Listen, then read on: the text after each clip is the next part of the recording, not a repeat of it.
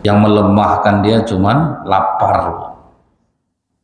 Yang melemahkan dia itu cuman lapar. Nah, macam kami ini lah Bu, gimana mau nahan lapar? Pas sudah ceramah, makanlah sikit Ustadz, tidak baik macam itu. Awak tidak bisa sikit makan tuh Pak, makan banyak. Makanya hawa nafsu itu susah ditahan Pak. Kalau di bulan puasa itu Bu ya, hanya sampai jam 6 menjelang berbuka kita semua baik, semua Pak, wajah teduh-teduh siang itu semua. Udah berbuka, udah ada, jahat balik semua. Karena pas berbuka itu betul-betul lepas jadinya Pak. Yang sampai cepat aja orang iqomah kena marah goreng tuh Pak. Kau berpikir kau koma tuh sedikit, orang masih makan, nah makan dia lah ditunggu dulu. Udah habis lah nasi ramas sebungkus baru boleh orang iqomah. Jadi itu yang membuat, karena langsung terlepas Pak. Kalau udah habis buka tuh langsung terlepas, jarang orang mau nahan balik. Langsung dihajarnya semuanya. Makanya kita tuh walaupun rajin sholat tetap jahat itu Pak. Memang nafsu susah Pak. Tak bisa dia Bu. Soal makan nih lah Bu ya. Contohnya dulu ingat saya almarhum Pak Herman Abdullah itu kan setiap mau masuk puasa ngundang tuh Pak, Ustadz aja, RT aja, RW aja. Yang di bagian kami Ustadz aja Bu ya, kan makanan udah teridang semua tuh Pak. Sudah tuh ada ceramah kawan dulu Bu, agak 15 menit. Ustadz aja nggak sabar menunggu makan tuh. Menyanyah aja kerjanya, orang mau makan. Ustadz tuh Pak. Pas giliran makan tuh berebut juga. Jadi memang itu, maka nafsu kita ini memang susah kita mengalahkannya. Dia memang melawan dia Pak. Coba lah Bu, kurang ilmu agama apa kadang orang-orang yang di pesantren tuh bisa dia mencabuli santrinya Pak. Kurang ilmu apa lagi itu Pak. Jadi kita bukan mengapa dia Bu ya, itulah jahatnya hawa nafsu itu Pak. Tidak ada Bu, mau setinggi apapun ilmu agama itu, karena dia memang kuat ya. Tidak usahlah sekarang kita membicarakan manusia yang sekarang. Nabi Yusuf sama Siti Zulaiha itu loh. Siti Zulaiha waktu mengurung Nabi Yusuf dalam kamar itu Pak, kau harus mau sama aku Yusuf. Jangan nyonya, aku tidak mau melakukannya. Suamimu sangat baik kepadaku. Udahlah Yusuf, tidak usah kau munafik lagi. Aku tahu kau suka sama aku. Orang yang dipersiapkan Allah jadi nabi aja Bu, hampir lewat. Allah yang membukakan dalam surat Yusuf ayat 24 Pak. Walaqad hammat bihi wa hamma biha. Kalau sempat tidak dikasih Allah lah waktu itu kekuatan Nabi Yusuf lewat. Itu Pak, Siti Zulaiha mau sama Yusuf, Yusuf pun mau sama Zulaiha. Itu yang sebenarnya itu Bu. Jadi memang berat melawan hawa nafsu nih. Makanya kita itu Bu ya banyak-banyak minta tolong kepada Allah, doakan orang, karena memang nafsu ini dia minta pemenuhan Pak. Udah pun punya las emas satu lembah, mau lembah yang lain lagi. Itulah hawa nafsu. Dia selalu menuntut pemenuhan dia, harus dia dipenuhi. Jadi orang-orang yang menghindari diri dari hawa nafsu ini Bu, pun dikasih Allah hadiah yang sangat luar biasa Pak. Kalau sanggup kita Bu ya menahan hawa nafsu ini, dia jangan dibuka peluang. Harus dia kita sandarkan nafsu kita ini kepada hal-hal yang diridhoi oleh Allah. Dia itu Bu, sistem dia ini kalau kita asikkan dia berbuat baik, dia asik. Kalau kita asikkan dia berbuat buruk, dia buruk. Contohnya orang yang mengajak hawa nafsunya baca Quran aja bisa ternyata Pak. Asik gak dia baca Quran, jadi tahan dia berjam-jam. Tapi kalau dibawa dia ke keburukan, dia asik pula dengan keburukan itu. Saya pernah nengok orang main catur itu sampai 3 hari 3 malam Bu, udah besar kerak lilinnya tuh Pak. Jadi dia tuh tiga kali saya pergi sekolah pagi jumpa sedang gini. Jadi dia cuman pipis, makan, buang air besar, itu aja dia berhenti. Karena apa? Nafsu sudah asik. Dia orang main game, Pak. Ada yang mati di tempat duduknya, Bu. 72 jam, Pak, main game. Di Indonesia belum begitu parah, Bu. Seperti di Korea itu sampai di karantina orang-orang yang kecanduan game itu. Sampai duduk di sana, Bu, 72 jam mati di tempat. Sudah pipis balik lagi. Jadi dehidrasi, Pak. Minum tidak ada, makan tidak ada. Itulah hawa nafsu tuh, Bu. Dia kalau dikasih dia peluang, dia minta dipenuhkan terus. Ada balasan yang diberikan Allah kepada seorang pemuda. Dia ini ganteng, Bu. Jadi dia jualan baju keliling nih, Pak. Adalah perempuan cantik, suka sama dia, Bu. Cerita perempuan nih ke nenek-nenek, gimana supaya dia bisa aku jebak nih. Tenang kau, biar nenek ngurus. Pas dia lewat di depan nenek nih, nak sinilah dulu nak, bisa bacakan surat nak. Nenek nak nampak mata nenek baca surat nih. Diajaknya anak muda tuh masuk ke dalam. Pas di dalam dikunci perempuan ini dari dalam pintu, Pak. Aku suka sama kau, kau harus mau sama aku. Pucat pemuda ini, Bu. Tunggu sebentar, lari dia ke lantai atas rumah tuh, Pak. Rencana mau bunuh diri dia, Pak. Tahu dia bunuh diri, apapun alasannya kan itu tidak bisa dibenarkan, Pak. Ingat saya cerita tentara dulu waktu mengeksekusi PRRI, kata dengar Resiano. Masih ingat saya itu, Ustaz. Saya tanya sama orang tuh, kau mau terjun sendiri atau aku tembak? Rata-rata milih tembak aja lah, kalau terjun bunuh diri saya. Itu biarlah ditembak daripada loncat. Kalau loncat bunuh diri.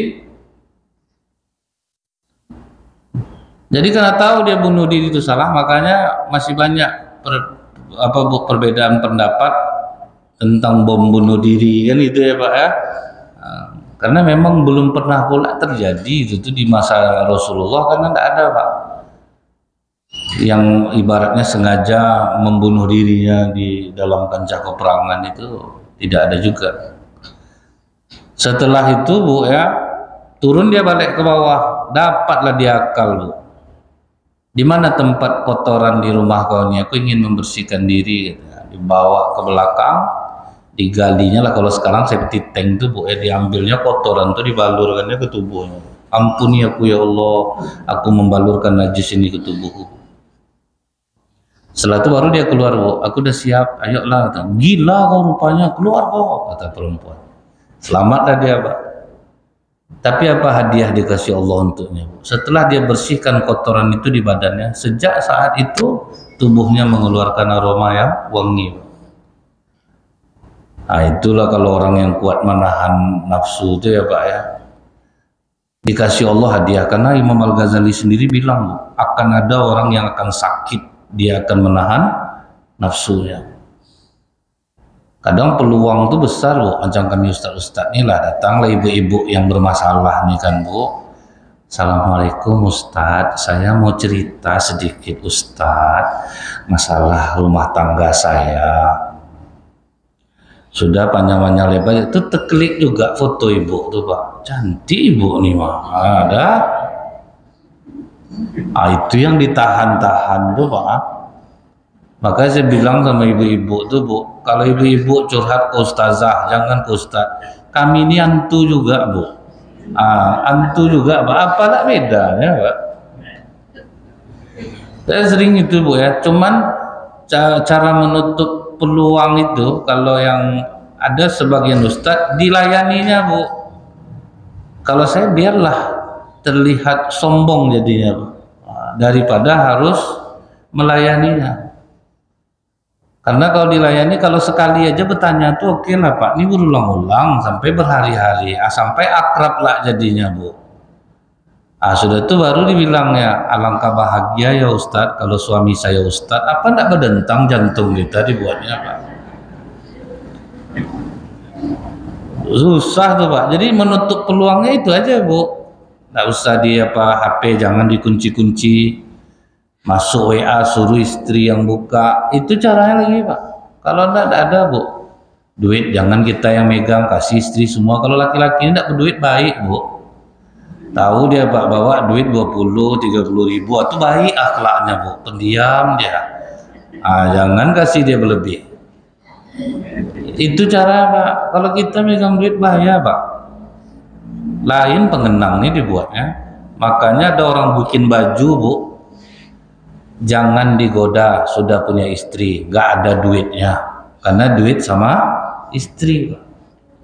Datang orang bilang bahaya tuh Ustaz, duit sama istri payah kita nanti. Ya tengok juga dalam mengamalkan itu, kita punya istri soleha enggak? Kalau soleha kasih aja lagi Pak, kecuali dikasih habis juga sama dia, tiap datang sebentar paket Shopee itu Bu, itu yang ngeri kita Pak.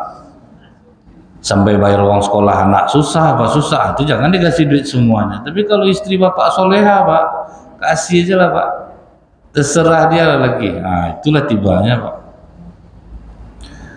Nah kemudian Bu ya, kita yang menutup peluang itu Pak, jangan sampai hal-hal apa nafsu kita yang mudah bergolak. Karena kami laki-laki ini Bu, ada yang tidak suka main perempuan, tapi judi nggak bisa tinggal. Itu ada Pak. Macam-macam. Jadi kemana dia menguat, di situ nafsu mengarahkannya. Jangan Ibu salah Bu ya, orang-orang preman-preman yang saya kenal di lembaga pemasyarakatan lah ya Pak ya, banyak Pak, nggak pezina, nggak apa-apa, cuman judi ini nggak bisa tinggal Ustaz. Saya kalau istri paling setia saya, nggak pernah saya macam-macam, nggak pernah saya duakan istri saya. Tapi kalau berjudi Ustaz, ke situ dia kuatnya Pak. Jadi macam-macam Bu, hawa nafsu itu mengarahkannya. Jadi inilah yang bisa menyesatkan kita. Nah, itulah pengakuan orang yang berdosa ini. Yang kedua, ya Allah, yang membuat aku tersesat adalah kawan yang buruk. Dan kita tahu Pak, Rasulullah itu Bu, berhenti mengembala kambing karena kawan yang buruk. Rasulullah itu sebaik-baik manusia Bu, sebaik-baik anak pada saat itu. Waktu dia gembala kambing itu datang kawan-kawannya, Muhammad, sesekali turunlah kau ke Mekah tuh, penari mantap-mantap, penyanyi seksi-seksi, kalau mau kau nonton biar kami jaga kambing kau. Oke, pergi Rasulullah tuh Pak. Itulah ngerinya kawan yang buruk itu. Jadi memang kita harus punya kawan yang meneduh-neduhkan jiwa kita ini Bu. Jadi pun nafsu pun teredam dibuatnya. Akhirnya Rasulullah pergi nonton, tapi belum sampai ke tempat menonton, ditidurkan Allah mata Rasulullah. Allah juga Bu. Jadi memang kita ini harus serba Allah Pak. Memang Allah itu bisa melindungi lagi. Tertidur Rasulullah. Makanya Bu, tidak selamanya tidur itu kita anggap suatu yang buruk. Bahkan bisa itu jadi rahmat Allah. Makanya kalau saya sedang pengajian Bu, tertidur orang, saya tidak komplain Pak. Karena itulah yang luar biasa itu. Orang di rumahnya tidak bisa tertidur matanya Pak. Udah pakai AC Bu, bolak-balik tidak tertidur. Ini sedang duduk bisa tidur Pak. Kemana nikmat itu mau dicari lagi. Jadi kalau Bapak Ibu payah tidur di rumah, datanglah ke pengajian Pak. Bisa tertidur. Datang orang bilang dari setan tuh Ustaz, kasih saya satu aja hadisnya, orang tertidur di masjid dari setan. Kalau ada hebat nih Pak. Tidak ada Bu. Yang ada cuman kalau kita ngantuk waktu Jumat, ajak orang sebelah kita pindah, itu aja Pak. Tidak ada gantian tempat duduk. Dan itu tidak mungkin kita lakukan. Yang ada lagi apa Bu? Menguap dari setan, bersin dari Allah. Itu yang ada Pak. Kalau menguap, tutuplah mulutmu, bacalah a'udzubillahi minasyaitonirrajim. Yang tertidur dari setan belum ada lagi. Jadi itulah Pak ya, kalau kita ini Bu, jangan menganggap tidur itu salah. Kan nama-nama orang ngantuk, siapa yang kuat Bu? Menahan kalau ngantuk. Di jalan aja Bu, hilang 3 detik udah jauh tuh Pak, pergi mobil tuh. Jadi mengantuk tuh udahlah, berhenti aja lah, tidur lah lagi. mau apapun keadaannya. Kita kan tidak di Korea Utara, Pak. Kalau Korea Utara tertidur sedang rapat mati langsung, Pak. Nah, itulah Kim Jong Un ngeri ya, Pak ya. Tidak boleh tuh gini aja mata, Pak. Jadi kalau misalnya orang menguap, dia cukup menutup mulut membaca a'udzubillahi minasyaitonir. Ini kadang pas walad dolin dilalukannya sekali, Pak. Walad dolin.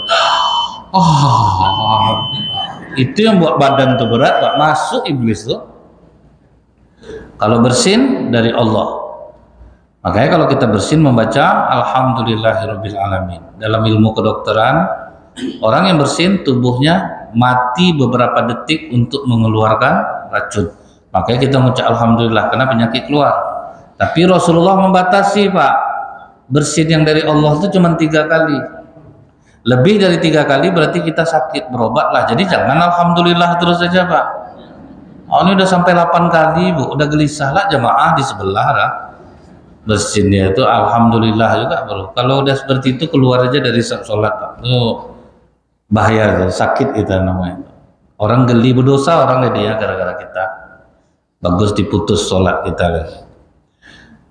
Kemudian besoknya Rasulullah pulang, Bu. Ditanya sama kawan-kawannya, gimana Muhammad? Mantap enggak? Apa yang mantap? Aku aja tertidur, kata Rasul. Coba ulang balik. Itulah kawan yang buruk tuh. Jadi kita nih, Bu ya, biarlah dibilang orang tidak bergaul, daripada bergaul membuat hawa nafsu kita menguat jadinya, Pak. Aturan tidak punya keinginan kita, Pak, gara-gara berkawan lah. Ibu ini udah senang, Bu, beli rumah tipe 36 siap huni. Udah bersyukur dia, Pak. Datang kawan main ke rumah. Kecil rumah kok lagi betah kok nih. Itulah. Berutang jadinya merenovasi rumah ini. Itulah bahayanya kawan tuh.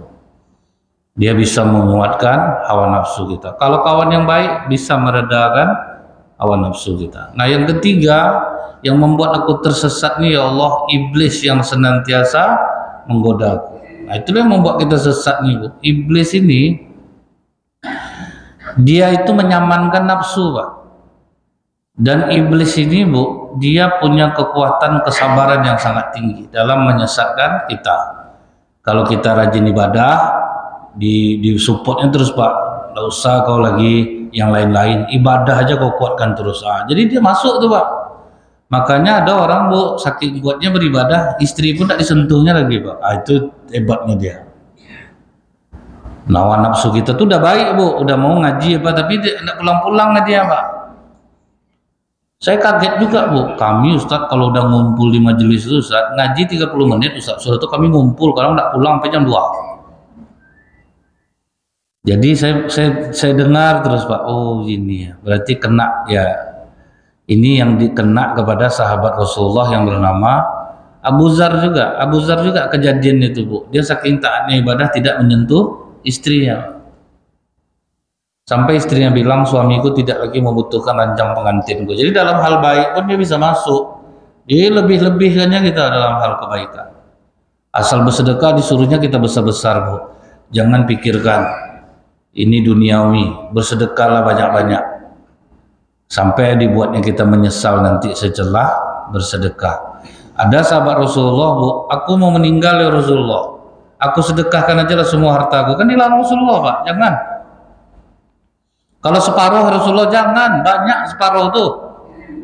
Kalau sepertiga Rasulullah, itulah paling banyak tuh. Karena lebih baik kau tinggalkan anakmu dalam keadaan kuat ekonominya daripada dia lemah meminta-minta. Kalau iblis itu disuruh, Bu, sedekahan aja semuanya, sedekahan semuanya. Tidak perlu kita harta ini dunia ini kecil. Itu dikuat-kuatkannya kita ke dalam hal-hal yang baik. Kalau buruk dikuat-kuatkannya pula kita ke hal yang buruk. Setelah itu, Bu, baru dia berdoa yang kedua. Tapi sekalipun aku jahat, ya Allah, Engkau yang maha tahu bahwa aku sangat mencintai hamba-hambamu yang soleh. Dia jahat, tapi dia sangat cinta dengan orang-orang soleh. Aku tidak pernah duduk bersama orang-orang seperti aku. Lebih aku cintai duduk dengan orang-orang soleh dan patuh kepada mereka. walaupun aku tidak bisa melakukan amalan seperti amalan mereka. Itulah doa yang kedua, Pak. Modalnya mencintai orang soleh. Memang gini ya Bu ya, kadang yang kasihannya orang-orang yang mencintai orang soleh ini, dia mencintai orang soleh yang salah Pak. Itu yang kasihannya kita. Saya ada ke beberapa daerah dalam beberapa minggu yang lalu, itu perlakuan mereka terhadap orang soleh Pak, salut saya. Ibaratnya saya datang ke sana, kalau kita di Pekanbaru ini kan santai aja Pak.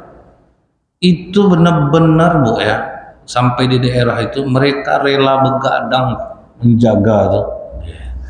Ini sempat orang ini salah mencintai orang soleh, masuk di yang habib-habib palsu tuh Pak, kayak mana tuh, kan banyak tuh Pak ya, yang menyebarkan cerita halusinasi, mendapatkan janji mendapat syafaat di surga.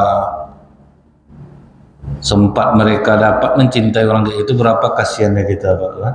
Duitnya diminta, kan itu sistemnya Bu. Kalau memang kau mencintai aku, ingin mendapat syafaat kakekku di surga, maka dia ada doktrin ini Bu. Kaki habib bodoh yang jahil, yang pemabuk lebih mulia daripada kepala 70 kiai. Kan itu pernah disampaikan tuh Pak. Udah berapa ngerinya doktrinnya tuh Pak. Sempat orang mencintai yang seperti ini Pak. Aduh, duit habis, bini pun diminta dikasih Bu. Begitu betul Pak kan. Jadi kadang orang-orang ini udah bagus, dia cinta sama orang soleh. Bahkan ada Bu rumah ulama di daerah itu masyarakat bergantian menjaganya 2 orang setiap malam Pak, relawannya.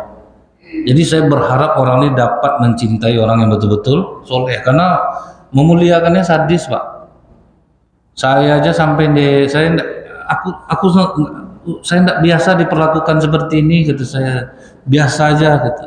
Enggak Ustadz, ini kami pokoknya Pak nih enggak pulang-pulang lah orangnya itu Pak. Saya berpikir macam itu. Enggak apa-apa Pak, pulang aja, tinggalkan aja saya kan udah di penginapan nih. Enggak apa-apa Ustadz, kami santai aja di sini, kami udah biasa udah. Kalau sempat mereka mencintai orang soleh yang benar, mungkin aman Pak. Kalau sempat masuk ke daerah itu orang soleh yang salah, dibawanya menyembah kubur gitu kan, banyak tuh Pak. Bisnis kotak infak kubur tuh sadis juga duitnya Pak. Mau 5 kantong. Sekarang betul-betul enggak ada lagi Bu. Dibuka-buka aja yang seperti itu lagi. Kalau yang halusinasi itu Pak, enggak ada tuh. Wah ini kalau kita ziarah ke kubur ini, hajat kita akan terkabul, memang lah.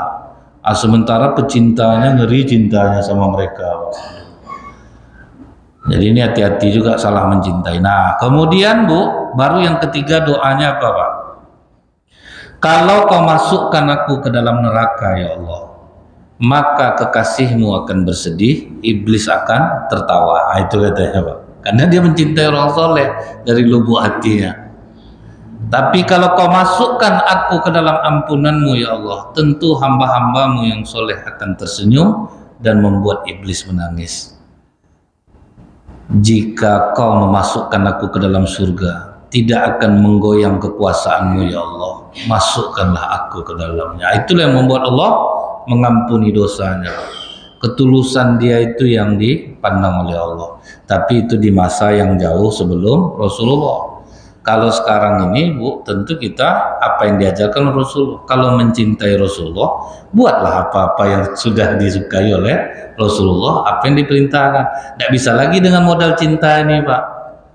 Aku cinta sama ustadz-ustadz, tapi aku yang tidak sholat, aku duduk aja di luar, tidak bisa Pak. Nah, kan? Tentu apa yang dianjurkan oleh Allah itu yang kita buat. Tapi itulah dahsyatnya kalau kita mencintai orang soleh, sekalipun kita tidak mampu melakukan amalan seperti amalan yang mereka lakukan. Subhanakallahumma bihamdika asyhadu an la ilaha illa anta astaghfiruka wa atubu ilaik. Assalamualaikum warahmatullahi wabarakatuh.